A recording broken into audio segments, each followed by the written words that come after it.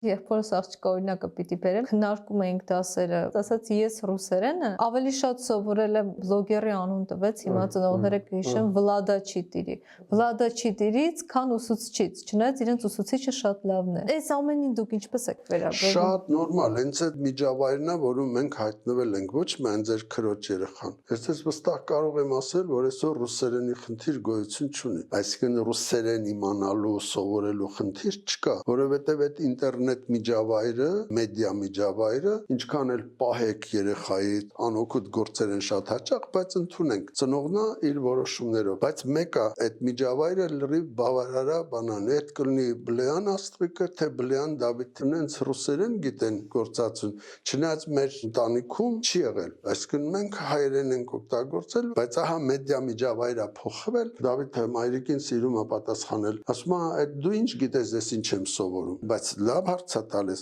այսինքն որ ես այդ մտել եմ, այդ կարդում եմ, այդ նայում եմ, ինչի է քեզ թվում, որ ես վատ բաներ եմ սովորում կամ ոչինչ չեմ սովորում, բարձում է ինքը սովորում է օրինակի համար լեզու, օտար լեզու, շատ հեշտ յուրացնում է, բայց ես մի բան էլ ասեմ, այդ ծնողներն են այդքան կարևորել օտար լեզուն, հանրակրթական դպրոցի բանը, ինքը լավ օտար լեզու գիտի, ծիծաղելով միշտ բանին եմ հիշում, Մուշեղ Գալշյանին կարծեմ, հա, որ ասում էր, որովհետև կրթությունը դիտում են որպես հաց թևի տակ դրած, ճամփա եմ ես գնալու եմ Հայաստանից։ Մի բան էլ էլի, որ ճամփին սոված չմնամ։ Դա փախստականի, դա գաղթականի դպրոց է, բայց եթե դու երեխայի կյանքի դպրոց ուզենաս լինի իր հայրենին, որը ինքը ժառանգել է այդ նվիրական երկիրը, այդտեղ պիտի ապրեմ, ծաղկեցնեմ, մայրենին է դառնում գլխավորը, որովհետև այդ զարգացումը լինելու է մայրենիով։ Իր հուզական երգը մեկը Կոմիտասով ալնելու, Թումանյանով ալինելու կարևոր է, որ այդ մայրենին ինքը յուրացնի,